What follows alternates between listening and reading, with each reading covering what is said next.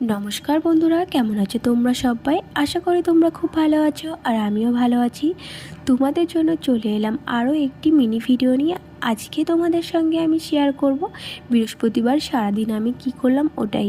তো আমি স্নান কমপ্লিট করে একটু ঠাকুর ঘরে ঢুকবো এখন। আমি সকালবেলা গোপসোনাকে জল আর বিস্কিট খেতে দিলাম।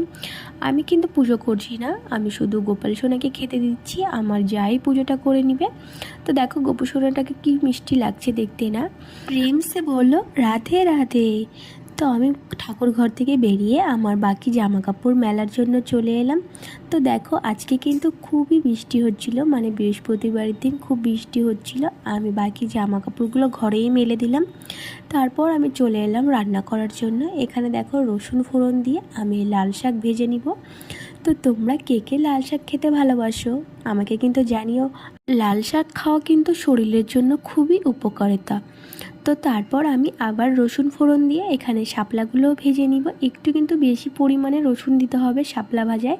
আর আমি কিন্তু আগের থেকে লবণ দিয়ে জল বের করে নিয়েছিলাম শাপলা থেকে, তাই আমি শাপলাতে কোনো লবণ ইউজ করিনি, শুধু হলুদ দিয়ে নেড়েচেড়ে নামিয়ে নিব।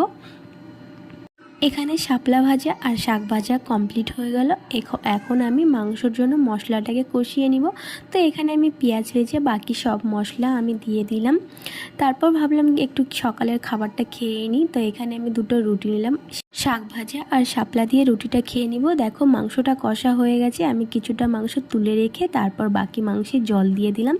তো আমার ভিডিওটা তোমাদের কাছে কেমন লেগেছে অবশ্যই তোমরা জানিও। টাটা সবাইকে, ভালো থেকো।